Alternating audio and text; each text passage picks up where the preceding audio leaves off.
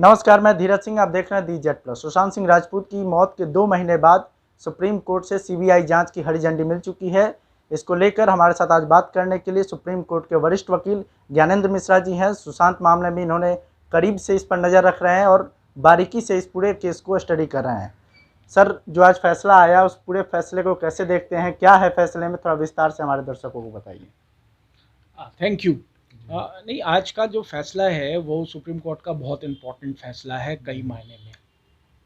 सबसे पहले तो आज सुप्रीम कोर्ट ने ये कहा कि अब इस मैटर का इन्वेस्टिगेशन सीबीआई के द्वारा होगा। और कोर्ट ने सीबीआई को ऑर्डर किया और ऑथराइज़ किया कि अब उस मैटर का investigation Mumbai police and Bihar police दोनों से अपने तरफ ले सकती हैं और अब सीबीआई इन्वेस्टिगेशन करेगी। आज डिफरेंट पार्टीज़ ने सुप्रीम कोर्ट के सामने अलग अलग दलील दी। महाराष्ट्र सरकार ने ऑब्वियसली ये कहा कि महाराष्ट्र पुलिस ने इसमें काफ़ी सब्सटैंटिव इन्वेस्टिगेशन किया है और काफ़ी सब्सिक्वेंट स्टेज पे पहुंच गई है और इसलिए अभी इस इन्वेस्टिगेशन को इंटरफेरेंस किसी तरह का नहीं करना चाहिए। लेकिन सुप्रीम कोर्ट ने बेसिकली ये कहा कि इन द सेंस कि जिस तरह से एक्रिमनीज़ मुंबई पुलिस और बिहार पुलिस के बीच में बढ़ी और जिस तरह से ये एलिगेशन लगा कि मुंबई पुलिस बिहार पुलिस के साथ कोऑपरेशन नहीं कर रही है इन्वेस्टिगेशन में, और कई तरह के फिर पॉलिटिकल बायस के भी इशूज़ आए और राजनीतिक पॉइंट ऑफ व्यूज़ भी आए। इन सब चीज़ों के मद्देनज़र सुप्रीम कोर्ट ने कहा कि ये सबसे अप्रोप्रिएट होगा कि ना ही मुंबई पुलिस और ना ही बिहार पुलिस इस मैटर का इन्वेस्टिगेशन करे, इस मैटर का इन्वेस्टिगेशन सीबीआई के द्वारा हो, तो उससे जो है जस्टिस जल्दी और एक प्रॉपर इन्वेस्टिगेशन और प्रॉपर जस्टिस इस केस का हो सकेगा। तो this is what the supreme court has basically said today. Supreme court द्वारा ही सीबीआई जांच को आदेश दिया गया है, तो राज्य सरकार द्वारा जो अनुशंसा की जाती है और सुप्रीम कोर्ट द्वारा सीबीआई जो जांच की आदेश दिया जाता है, इन दोनों के बीच डिफरेंस क्या है, किस तरह से आगे कार्रवाई की जाएगी? तो जैसा मैंने पहले भी बताया था, देखिए सीबीआई इन्वेस्टिगेशन दो तरह से हो सकता है। सीबीआई सो मोटो कोई मैटर का इन्वेस्टिगेशन नहीं करती है, क्रिमिनल मैटर का। तो या तो सॉरी जो भी सरकार है, स्टेट गवर्नमेंट हैं, जिनके पास ये कोई भी क्रिमिनल मैटर का इन्वेस्टिगेशन है या एफआईआर है, पेंडिंग है, वो सेंट्रल गवर्नमेंट को रिकमेंड कर सकते हैं कि इस मैटर को सीबीआई को हैंड ओवर किया जाए और सेंट्रल गवर्नमेंट उस पर फिर अप्रोप्रिएट एक्शन और डिसीजन लेती है। या कोर्ट एम्पावर्ड है, सुप्रीम कोर्ट एम्पावर्ड है कि वो सुओ मोटो किसी भी मैटर को सीबीआई को इन्वेस्टिगेशन करने के लिए दे सकती है। तो आज जो सुप्रीम कोर्ट में हुआ वो दो चीज़ें हुई। एक तो सुप्रीम कोर्ट में दो एस्पेक्ट्स पे आज सुप्रीम कोर्ट में बहस हुई। एक ये कि बिहार गवर्नमेंट ने जो एफआईआर पटना पुलिस ने रजिस्टर्ड इस केस में किया था वो सही किया था कि नहीं किया था, और बिहार गवर्नमेंट ने जो सीबीआई का को हैंड ओवर करने का इन्वेस्टिगेशन का रिकमेंडेशन किया था, वो रिकमेंडेशन वो कर सकती है कि नहीं कर सकती है। इन दोनों चीज़ों का आंसर सुप्रीम कोर्ट ने एफर्मेटिव दिया। सुप्रीम कोर्ट ने कहा कि पटना पुलिस के सामने जो एफआईआर इस केस में रजिस्टर्ड हुआ था वो इन टर्म्स ऑफ सीआरपीसी के प्रोसीजर्स के अनुसार हुआ था, वो ठीक था, और इसीलिए बिहार गवर्नमेंट ने जो सीबीआई का रिकमेंडेशन किया था सेंट्रल गवर्नमेंट को वो भी अप्रोप्रिएट है। लेकिन इंटरेस्टिंग बात यह है कि सुप्रीम कोर्ट ने खुद आज article 142 of constitution of India के तहत जो उनको पावर है उसके तहत सुप्रीम कोर्ट ने अपनी तरफ से इस मैटर को सीबीआई को हैंड ओवर किया और कहा कि आगे से इस मैटर का इन्वेस्टिगेशन सीबीआई करेगी। लगातार महाराष्ट्र सरकार की जो वकील है उनकी तरफ से कहा जाता है कि अगर कहीं कुछ चीज़ का चोरी भी होता है तो जिस एरिया में चोरी होता है वहाँ के थाने में केस दर्ज कराया जाता है। महाराष्ट्र में कांड हुआ लेकिन पटना थाना में केस दर्ज हुआ, तो क्या ये कितना सही है इस तरह से जो एक राज्य से छोड़ के दूसरे राज्य में केस दर्ज होना और वहाँ की पुलिस जाँच कर रही थी? नहीं, देखिए ये अच्छा प्रश्न है और इसके कई पहलू हैं। एक पहलू आज ये है कि आज आज इस बाबत सुप्रीम कोर्ट में बहस हुई थी। बिहार सरकार के वकील जो थे, वकीलों ने ये पॉइंट रेज़ किया और उन्होंने कहा कि जो प्रोसीजर है सीआरपीसी में वो एक पर्टिकुलर सेक्शन है सीआरपीसी का 179, जिसमें ये होता है कि एक होता है कि ऑफेंस कहीं पर कमिट हुआ और दूसरा होता है कि उस ऑफेंस के कॉन्सिक्वेंसेस या परिणाम कहीं और भी हो सकते हैं। तो 179 सेक्शन 179 सीआरपीसी में दोनों ही जगह के कोर्ट को उस मैटर को सुनने का अधिकार है और पुलिस को ऑब्वियसली इन्वेस्टिगेट करने का अधिकार है। तो उनका एक ही आर्ग्यूमेंट था आज कि चूंकि सुशांत सिंह की फैमिली ने, उनके फादर ने जो एफआईआर बिहार पुलिस के सामने, पटना पुलिस के सामने फाइल किया है, उसमें उन्होंने स्पेसिफिकली फाइनेंशियल इरेगुलरिटीज़ की भी बात की है। उन्होंने कहा है कि सुशांत सिंह के पैसे का जो है वो दुरुपयोग हुआ, उनके पैसे निकाले गए, वहाँ पे financials irregularity, financial fraud commit किया गया है।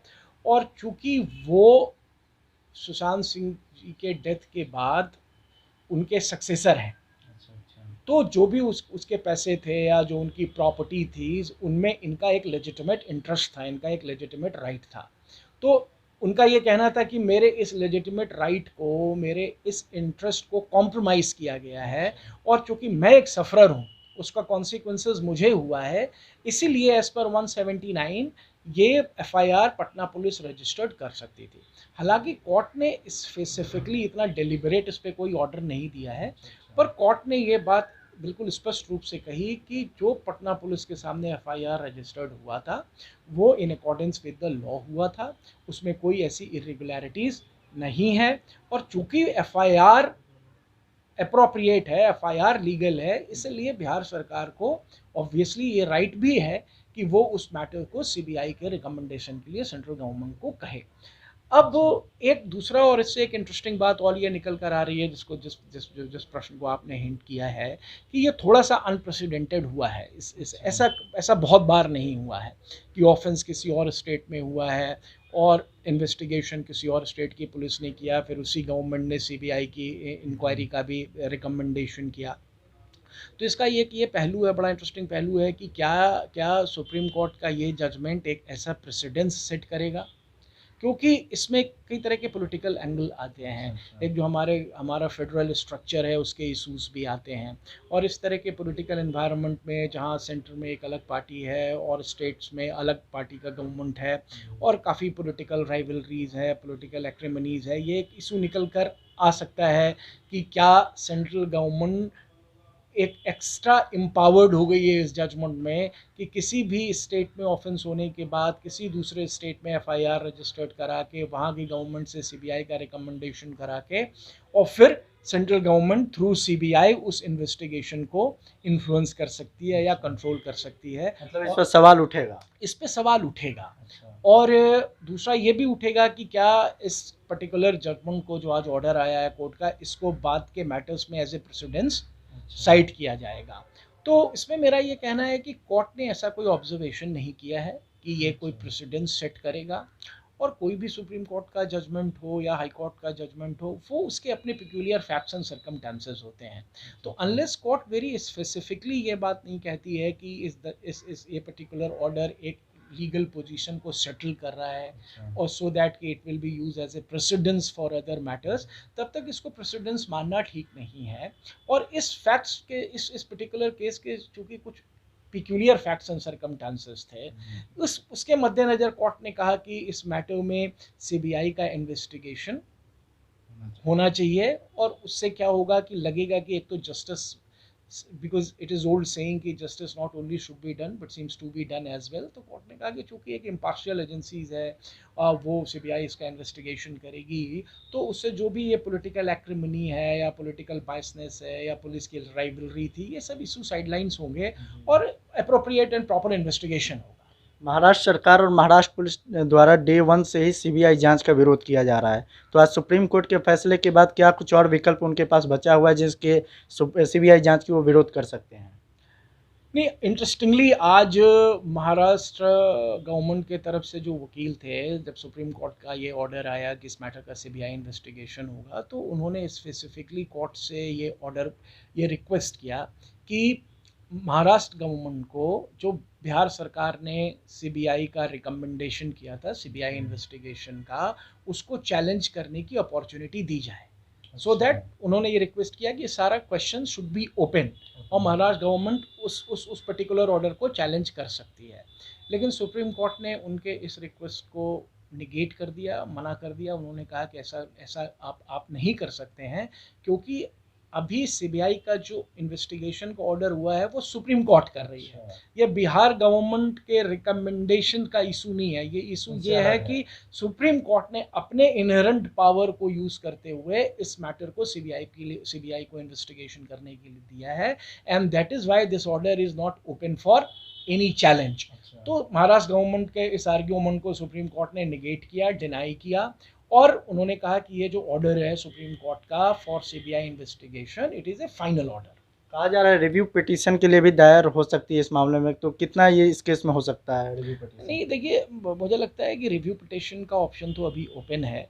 लेकिन जिस तरह से कोर्ट ने बिल्कुल क्लियर किया कि ये कोर्ट ने अपने इनहेरेंट पावर को यूज़ करते हुए सीबीआई को इन्वेस्टिगेशन हैंड ओवर किया है। ये बिहार सरकार का जो रिकमेंडेशंस था उसको गवर्नमेंट ने, सुप्रीम कोर्ट ने अप्रूव नहीं किया है। सुप्रीम कोर्ट ने सिर्फ इतना कहा कि बिहार सरकार was competent to recommend the CBI investigation in this, request the central government to initiate CBI investigation in this matter. पर जो सीबीआई को आज हम मैटर दे रहे हैं वो सुप्रीम कोर्ट अपनी तरफ से कर रहा है, तो इसीलिए ये फैसला अब एक फाइनलिटी की ओर पहुंच गया है, और सीबीआई की एसआईटी टीम शायद कल ही मुंबई जाएगी। और सुप्रीम कोर्ट ने स्पेसिफिकली आज ये भी अपने ऑर्डर में कहा है महाराष्ट्र गवर्नमेंट को कि जितनी भी इन्वेस्टिगेशंस अभी हुई हैं और जो भी एविडेंस कलेक्ट हुए हैं वो सारे एविडेंस इमीडिएटली सीबीआई को हैंड ओवर किया जाए, and same instruction has been given to Bihar police as well कि बिहार पुलिस के पास भी जो भी मटेरियल है, जो भी एविडेंस है, जो भी स्टेटमेंट उन्होंने रिकॉर्ड किया है, वो सारे इमीडिएटली सीबीआई को हैंड ओवर किया जाए। And I think CBI will act quickly now in it, and CBI शायद कल मुंबई जाएगी और सारा हैंड ओवर इन्वेस्टिगेशन का अपने ऊपर ले लेगी। हमसे बात करने के लिए धन्यवाद। Thank you.